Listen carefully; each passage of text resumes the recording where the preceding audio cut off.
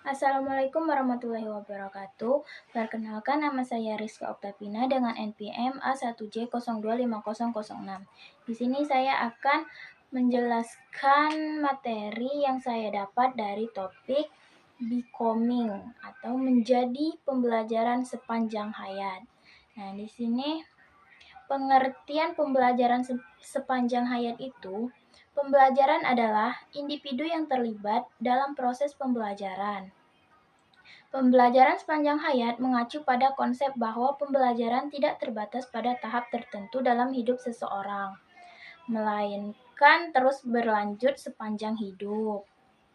Pembelajaran adalah suatu proses refleksi terhadap pengalaman yang telah diperoleh.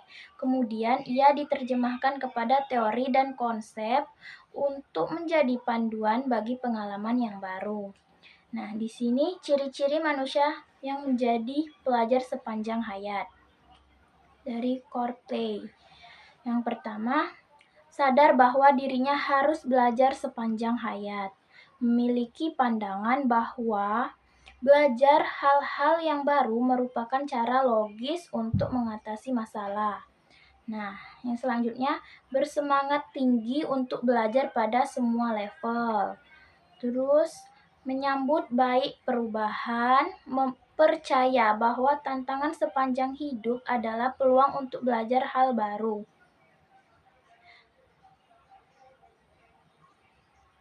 Pendidikan sepanjang hayat juga mempunyai ciri-ciri antara lain, yaitu pendidikan sepanjang hayat mampu menghilangkan tembok pemisah antara sekolah dengan lingkungan kehidupan nyata di luar sekolah. Nah, pendidikan sepanjang hayat mampu menempatkan kegiatan belajar sebagai bagian integral dari proses hidup yang berkesinambungan. Dan yang terakhir, pendidikan sepanjang hayat lebih mengutamakan pembelajaran sikap dan metode pada isi pendidikan. Pendidikan sepanjang hayat mampu menempatkan peserta didik sebagai individu yang menjadi pelaku utama dalam proses pendidikan. Pembelajaran seumur hidup tipe ini mempunyai moto, yaitu selalu mencoba yang baru. Perilaku yang ditunjukkan meliputi sukarela menghadiri berbagai kegiatan belajar, membaca buku dan sumber bacaan lain sesuai dengan minat dan bidang keilmuan yang ditekuni, proaktif menjadi hubungan dan komunikasi dengan banyak orang, mengenai pengalaman, keberhasilan, dan cara-cara mereka belajar, mengamati dan mengantisipasi tren yang terkait dengan bidangnya, mempersiapkan diri untuk menyongsong masa depan, melakukan uji coba dengan gagasan baru. Itu dari Rahayuningsi 2018. Nah, di sini ada 4 tahapan pembelajaran yang meliputi. Yang pertama, ketidakcakapan yang tidak disadari. Ketidakcakapan yang disadari, kecakapan yang disadari, dan penguasaan. Menurut M. Javed Iqbal, pendidikan sepanjang hayat sebenarnya mencakup kedua konsep pedagogi dan andragogi. Kebermaknaan diri berarti memiliki kemampuan untuk menjadi diri sendiri, bersifat mandiri, dan memiliki kemampuan untuk menunjukkan jalan hidupnya sendiri. Sikap, perilaku, dan harapan tersebut dapat dilihat dari 3 dimensi, yaitu perubahan pada kebiasaan diri untuk menjadi pembelajar secara terus-menerus, perubahan dalam aura pandang terhadap lingkungan sekitar, dan yang terakhir perubahan pandangan terhadap masa depan yang lebih optimis. Nah, selanjutnya ada konsep dan teori belajar sepanjang hayat. Ide pendidikan sepanjang hayat atau lifelong education pertama kali dicetuskan oleh Komisi Internasional untuk Pembangunan Pendidikan ICDE, suatu badan internasional di bawah UNESCO. Misi pendidikan sepanjang hayat pada dasarnya adalah membentuk masyarakat belajar atau learning scientist dan masyarakat berencana planning scientist. Dan menurut Stephenhurst 1967, belajar dan mengajar adalah peristiwa yang wajar terjadi pada makhluk manusia, secara terus-menerus berlangsung dengan cara tidak sengaja atau tanpa disadari melakukannya.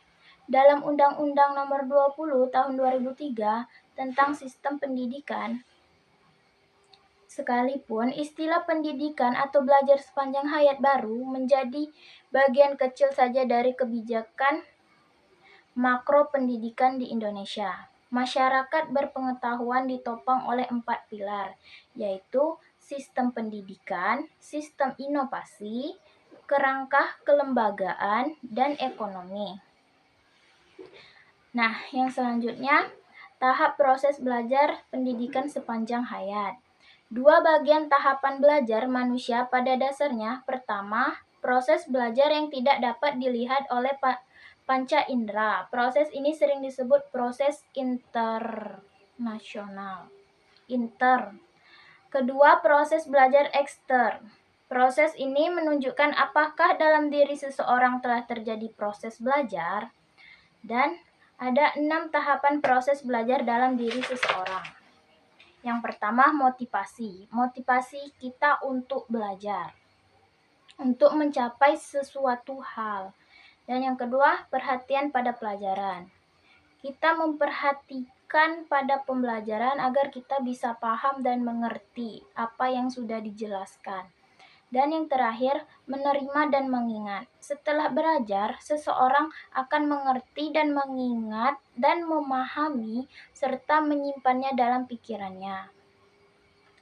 Dan yang keempat, reproduksi. Menemukan kembali apa-apa yang pernah diterima dan dipelajari, atau yang dipahami dan yang diingat di dalam otak. Dan yang kelima, generalisasi. Mampu menerapkan apa yang telah diajarkan dalam tahapan ini, baik di kehidupan keseharian. Yang keenam, menerapkan apa yang telah diajarkan, serta umpan balik. Sudah memahami dan menerapkan apa yang telah diajarkan dalam tahap ini. Dan selanjutnya, penjamin mutu program belajar sepanjang hayat.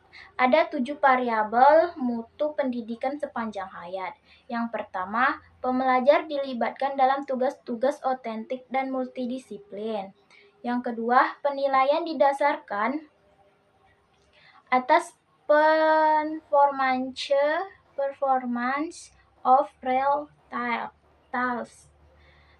Terus yang kedua, penilaian didasarkan nomor 3, pembelajaran berpartisipasi secara aktif di dalam model-model pembelajaran yang interaktif.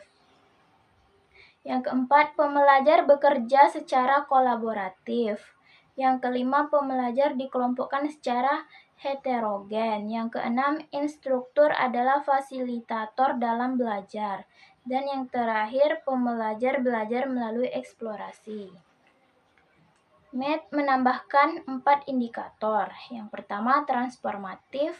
Kedua, membangun pengalaman hidup. Dan yang ketiga, pemberian penghargaan. Dan yang keempat, mengakomodasi perbedaan-perbedaan belajar. Selanjutnya, implementasi konsep belajar sepanjang hayat. Implementasi ini tidak membutuhkan orang lain sebagai pembimbing khusus, mempelajari sendiri dan mencoba menempatkan konsep belajar sepanjang hayat, yaitu bahwa sebagian besar remaja dan orang dewasa dan orang tua yang aktif dalam kehidupan kemasyarakatan benar mendapatkan pelayanan belajar yang memadai dan relevan. Selanjutnya, bahwa program-program belajar seperti ini benar dikembangkan dan dilaksanakan. Dan yang terakhir, bahwa masyarakat remaja, orang dewasa, serta orang tua yang aktif dalam kehidupan kemasyarakatan benar-benar terangsang untuk mengikuti program-program belajar sepanjang hayat ini.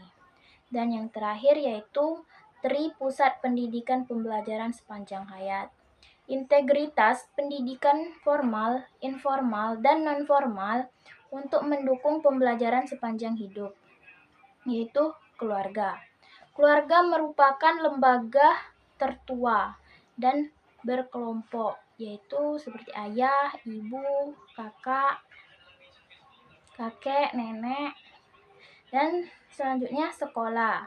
Sekolah merupakan sarana yang secara sengaja dirancang untuk melaksanakan proses pembelajaran.